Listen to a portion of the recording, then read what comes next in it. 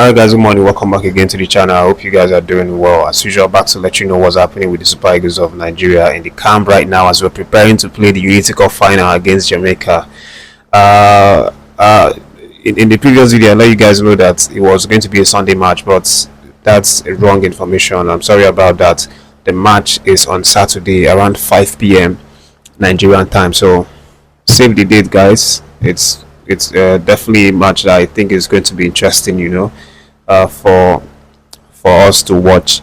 But a couple of things actually happened in the camp. A couple of interesting stories. They had a training in the evening yesterday, and they are set to continue that training today. They will have one more training today, and then rest and come out on Saturday to play that final. But also, among the guys that came out for training, it appears that AHMED Musa was not in training. He missed that training. He didn't show up. I don't know, maybe it's personal reason, or maybe he picked up an injury in that game against Ghana.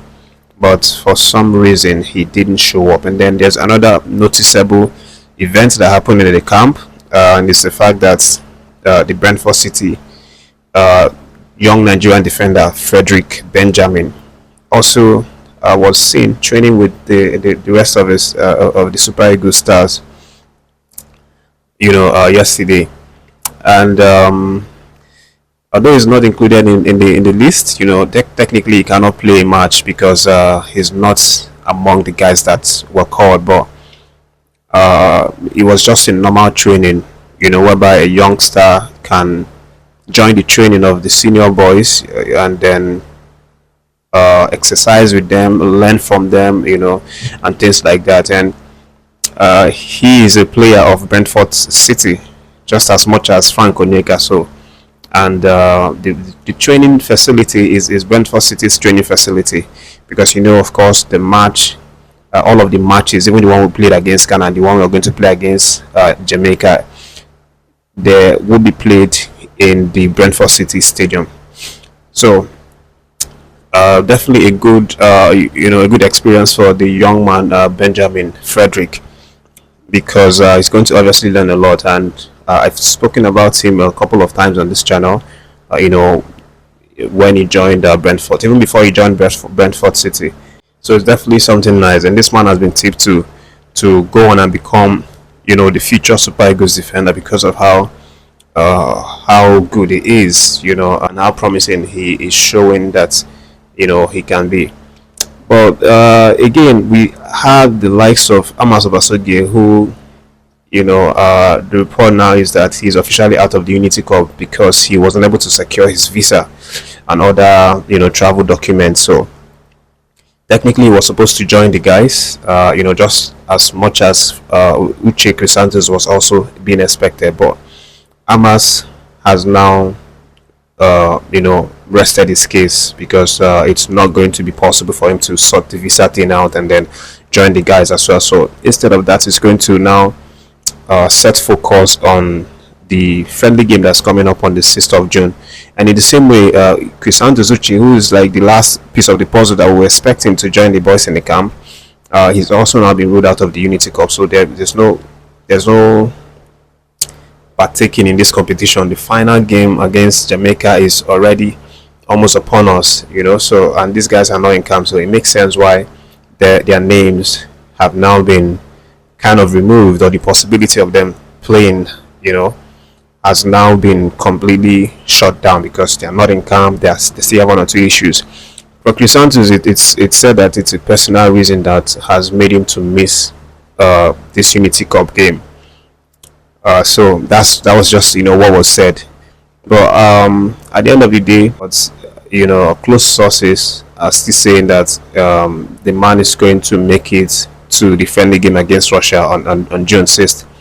And when he comes around, he's definitely going to talk about why he missed the Unity Cup games, and maybe share some personal reasons if he wants to share them. But again, it's definitely a big missed opportunity for this man. Remember, he was holding out to be called up into the team, and when he finally did, he missed it, due to what they see, personal reason, according to the report. But let's leave it at that, guys, and let me let you know that what Coach Chelle has said post match after the Ghanaian game. So Coach Chelle came out and reacted about the team's performance during that Ghanaian match, and the coach, he heaped a little bit of praise on the players and said that he was really impressed in their first half performance. But he said he wasn't particularly proud of the second half because he felt that his players became tired, and that was the reason why the Ghanaian side started gaining momentum and they started pressing, scored one goal and almost equalized.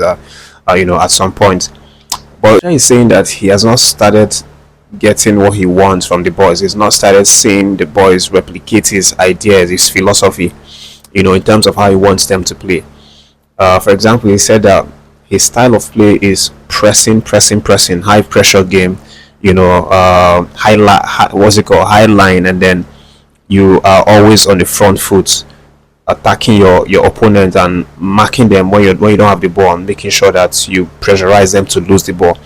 He said that is how his pattern is, and that's the kind of mentality he wants to instill in the boys. But he also says that it's difficult, and now he's thinking that after working with the boys in this short time, I think since he took the job up until now, he's only had maybe around 6 to 7 training sessions with them. When you include the World Cup qualifying series matches, include the friendlies, and now the Unity Cup. So he's saying that this little time that he has spent with them, he's discovered that it may be impossible for the players, the crop of players that he has, to replicate the philosophy that he wants, the high pressing game, the pressure game. So he's now trying to work with another strategy that will best suit the boys and their style of play. I'm just going to read out his word as I do and let you know what he said from his own mouth. So he said, my philosophy is I want to make some high pressure on the pitch, but the system is very difficult for the players. My dream is that I want my team to make some high pressure in 90 minutes, but I think it's impossible. So we need to work and improve. That's what he said, and he continued. But like I said a few minutes ago, the reality, since I became the coach of this team, I work maybe 7 or 8 training sessions. So in reality, we played 3 games, 2 wins and 1 draw. So we need to improve. We need to work. The players need to know what I want. And I think we made a great first half, and then second half we were tired. But the reality, my guys, I'm so proud of them because they fight. It was difficult, but I think we deserve this victory. So those are the words from Coach Chelle post the Ghana victory, and as you can see, he completely expressed his frustration that the boys are not able to play the way that he wants to play, but also heaped a little bit of praise on them that they fought, and then at the end of the day won the game 2-1. So that's the latest in the camp now. Hopefully more stories are going to be coming out in the coming hours concerning their training today, and the plans, the mentality, the idea for how they are going to approach tomorrow's game against Jamaica.